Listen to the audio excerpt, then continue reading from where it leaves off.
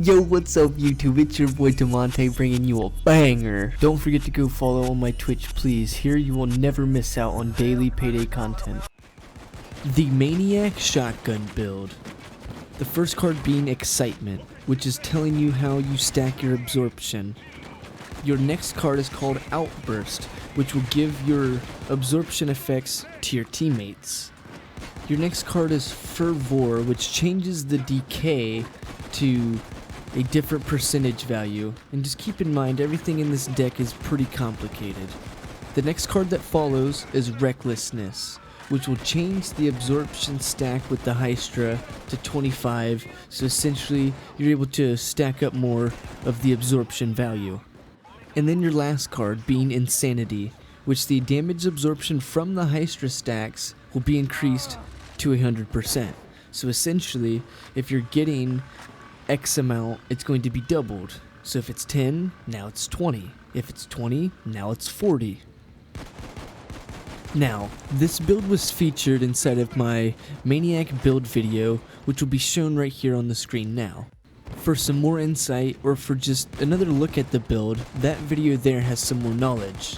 What I have to say about it right now is that it is still the old meta. Shotgun builds tend to excel in crowd control, but if faced with mini dozers back to back, you will start to run low on ammo. And that'll make it harder for you to just constantly be shooting.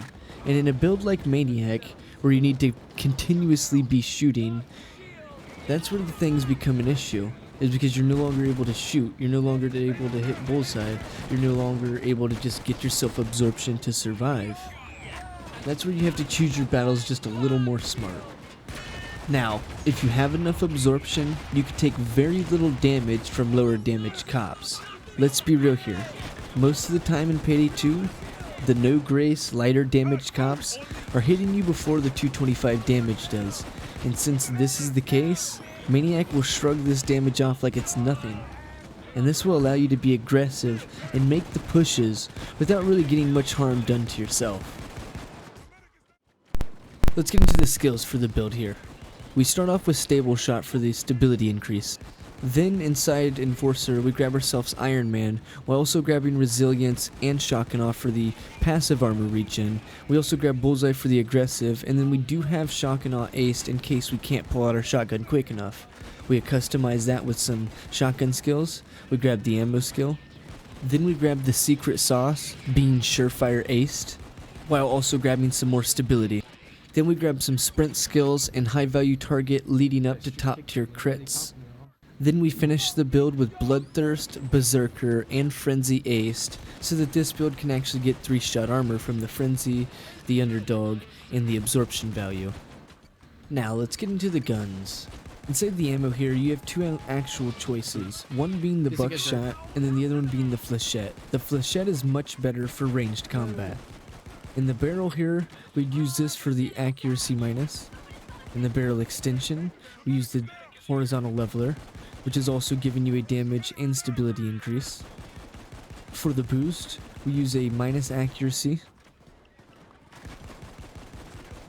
We also put on the auto fire, which gives us a minus accuracy, a plus in damage, and a plus in stability. Then, inside the extra, we do put the scope mount on, which gives us more stability. As the foregrip, we go for the stability driven. A gadget, we put on the LED for stability. As grips, we put the AK wood grip for stability. The Big Brother mag for extra ammo. We do put a sight on the gun, but that's purely just for stability. You do not have to do this, purely optional. And for the stock here, we actually go for the Contractor, just for stability. For the shotgun secondary here, all we're using is just fire rounds. Everything else is just whatever you want to use here. This is a legendary skin, so all I've done to it is just put fire rounds into it. But you can go crazy. You could throw the suppressors on here, you could throw the leveler, you could throw the shark teeth, throw a bunch of lasers on here, you could put a sight on it. Whatever you want to do, doesn't actually make a difference here. Here's some tips for Maniac. Essentially, you want to play from cover, stack some absorption. Once you have some absorption stacked, then you're able to kind of play in that aggressive standpoint. Now, especially in my build here, we're using Frenzy inside of 221 armor. That essentially will allow us to have about a quarter of my armor left over just naturally with Frenzy Ace. Maniac don't sit down, boy. This shit just goes. Now, since we're using Maniac here, and we do have Underdog for an extra 10%, when you put yourself in a situation, as you see continuously happening, where I'm running at the enemies and I'm constantly getting, surrounded, I'm triggering my 10% damage reduction. So I'm giving myself just a little more slightly over that quarter of the armor left over if I were to get shot. Now, to get more into it, the Maniac's absorption is about a quarter of your armor as well. So, with that being said, if you have the 10% being, available, you get just slightly over half of your armor being left over after being shot by 221 armor, and that's how you get your 3-shot armor inside the Maniac. And that's very good to know, because if you didn't know this, how would you be able to play in this, fashion? You wouldn't really be able to play in this fashion. Now, having this knowledge, then you'll be able to execute it during the gameplay and be able to be a tank when that time comes.